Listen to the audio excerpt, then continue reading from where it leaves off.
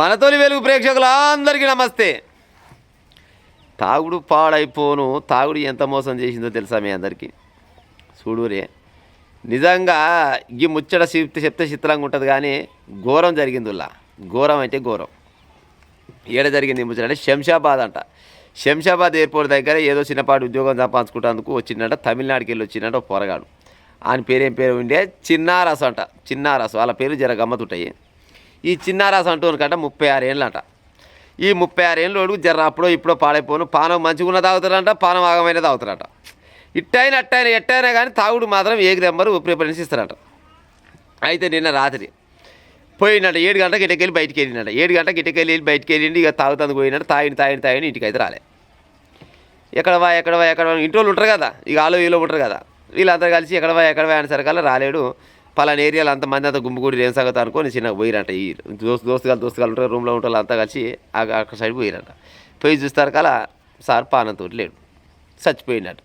అరే రాత్రి అందరం కలిసి తాగి వచ్చి పాడైపోను, వీడు మా అమ్మ రాకుండా వచ్చినా వీళ్ళకి కూడా సోయలేదు, పాడైపోను. పోయిరంట 5-6 కలిసి పోయిరంట. బిగ్గర తాగిరంట. బిగ్గర తాగినాక అందరు కలిసి వస్తావురంట. వస్తా ఉంటే ఇటు వెనక్కి అయినాడు. మరి కాళ్ళు విక్కపోయినాయా లేకపోతే నాలుక విక్కపోయిందా మనకు తెలియదు, కానీ బిగ్గర అయింది. అక్కడ ఆ మధురానగర్ మూలవల్పులంట ఒక సంతోషి మాత్రం గుడి ఉంటుందంట. ఆ గుడికాడ చిన్న కూర్చుండట. గుడికాడ కూర్చొని అట్నే కూరపట్లు పట్టాడట. కూరపట్లు పడగానే వస్తువులు పోతలు ఆలువులు ఈలు జర చూసిరంట. చూసినాక ఏమనుకున్నట్టే పాడైపోయిన అమ్మాయి తొవలో ఉన్నాడు, జర అసుంటేదామని జరంత అసుంటే వేసి కొంతమంది బయటికి వెళ్ళిపోయారట.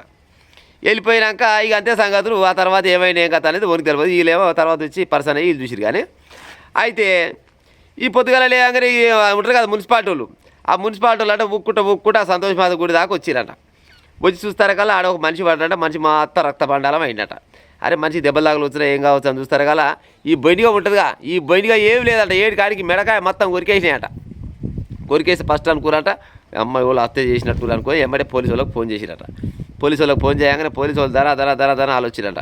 ఆలోచిస్తారు కదా, వాళ్ళు కూడా పరీక్ష పెట్టి ఇన్ని కూడా నరికి చంపినట్టు కొట్టి చంపినట్టు అనుకొని చూసిరట. తర్వాత ఉండి ఇది అట్ట కానట్టుంది, ఏదో పాడైపోయి మొత్తం 7 కాడికి గీరినట్టు అయింది, కరిచినట్టు కురికినట్టు అయింది. ఏం సంగతి మనం ఎట్లా నిర్ధారించాలనుకొని పోస్ట్ మార్టంకి పంపించారట. పోస్ట్ మార్టం పంపించగానే పోస్ట్ మార్టం పోలు చూసిరట. పోస్ట్ మార్టం పోలు చూసి ఈయన ఏం కరిచింది, ఏం గోడు కొట్టిండు, ఏం కదా అని చూస్తారు కలంట. ఇక మొత్తం 7 కాడికి కాట్లైన పెట్టి చూస్తే కుక్కలు అంటే బిక్క తినేయట. కుక్కలు 7 కాడికి తాయిన వైగా నీడు వండాడు. ఆ కుక్కలు 7 కాడికి వీగినాయంట. కుక్కలేనా ఇంకేమైనా వీగినాయి అనుకొని ఇంకా జరంత లోతుకి వెళ్ళి ఇంకా జరంత పరీక్ష చేసిరట. ఈ కుక్కల కంటే ముందుగల్లా ఈయనంట పందికొక్కులు వీక్క తినేయట.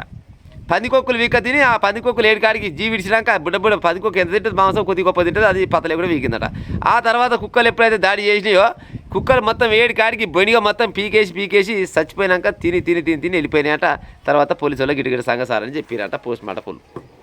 ఇలా సంతోష్ మాత్రం గుడి దగ్గర ఉన్న ఒక సీసీ కెమెరా ఉందట. ఆ సీసీ కెమెరా కాడికి పోయి చిన్నగా నిజమా కాదా అనుకొని మళ్ళీ వీళ్ళు కూడా చెక్ చేసుకోవాలనుకొని చిన్న సీసీ కెమెరాలు ఏమంటారు వీడియోలు చూసిరట. చూస్తారు కల్లా ఈ మూతబారి మంచిగా సోలుకుడు తాగి సోలుకుడు వస్తున్నారట.